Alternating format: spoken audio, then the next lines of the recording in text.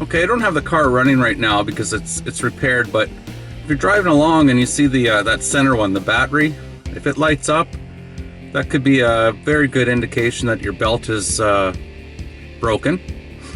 The odd thing with the Saturn, if your belt breaks, it doesn't really affect the power steering or really any other functions of the car.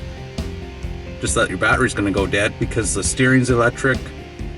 Everything's electric in the car, but you know, it needs to charge up the battery, and if that's broken, it's not going to charge. So get to a shop as soon as you can, or else get home and fix it yourself. This is my belt off the Saturn Ion 2003. Very similar to many of the Saturns. Anyways, it broke on me, and I don't know if you can see.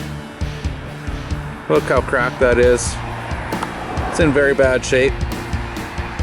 And I'm going to show you how to replace this, and I'll tell you what, it's not very easy actually for a little car like this.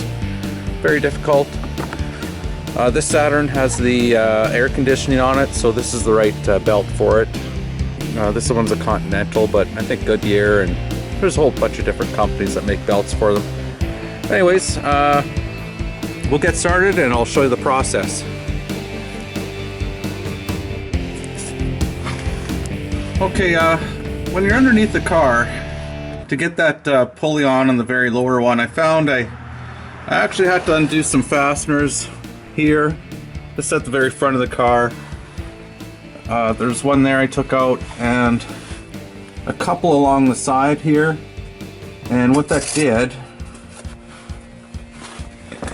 it allowed me access into here, so you could get your hand up there and feed the serpentine belt up in there. Get a good view of things. So you have to remove the air box here, where the filter is. Just 3 tabs. They just pop off. So lift that up. Take out the filter because you don't want to drop anything on this side. Doesn't matter if something goes down there, but you don't want anything to fall on here. So I'm just gonna move this to the side,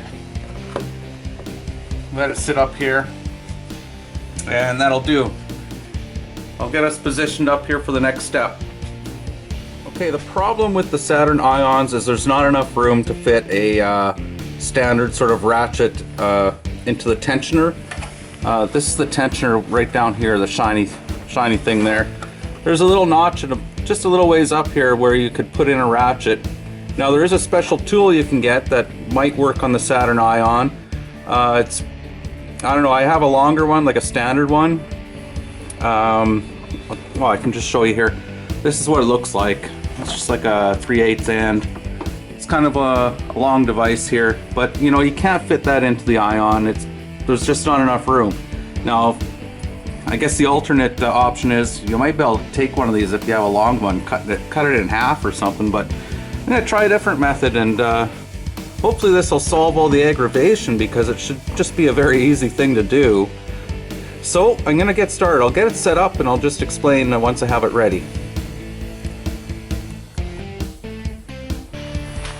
Okay, I'm sure you're familiar with this is like a tie-down strap. Pretty common, the ones with the little ratchet end, I'll show you in a second, but basically take this end here. The tape I'd recommend using is probably like that red tuck tape. Use it for home renovations. But anyways, take that and let's go this way. Stick it on here, fold it over. We just want to secure this tape onto here.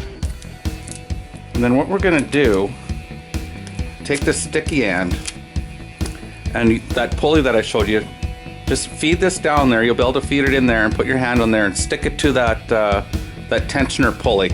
And that way, once it's on there, we can spin it so it comes back around and I can feed it back up. It's really hard to demonstrate this or to show this in video, but hopefully you'll get the idea. Maybe I can do a drawing or something. But that's what I'm going to do, hook it onto that tensioner pulley, rotate it around, bring it back up. Okay, I'll try to get this on video a little bit. So I've stuck the tape on there and I've spun it around and it's come back to this side. and I should be able to get a hold of it. And voila, this is perfectly lined up on that, on the tensioner pulley down there. I'm not sure if you can see. So I'll get this ready and I'll show you how to lift this thing up without using a ratchet. All right. Well, since I didn't have help doing this, I had to resort to other measures to hold up that tensioner. Anyways, I just hooked it up to my roof, around the pulley, kind of how I showed you in the beginning. Then I could tighten up with the ratchet thing.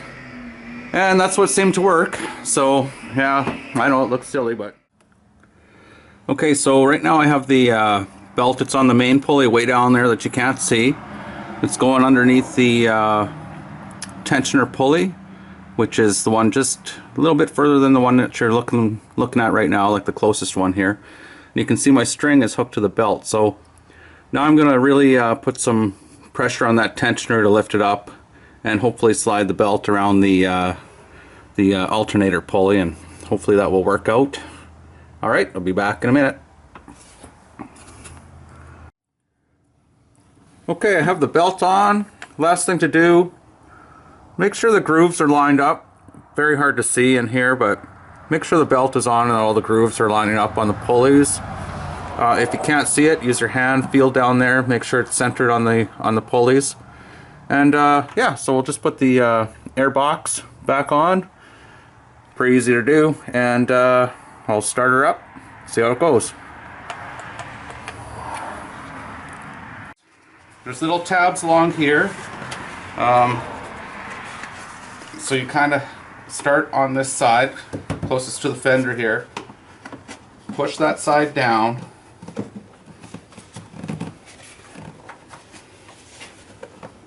Make sure it's lined up.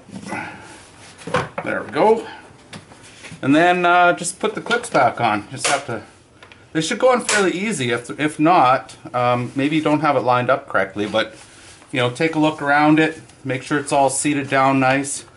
And again, there's just the 3 clips. And voila, you're done.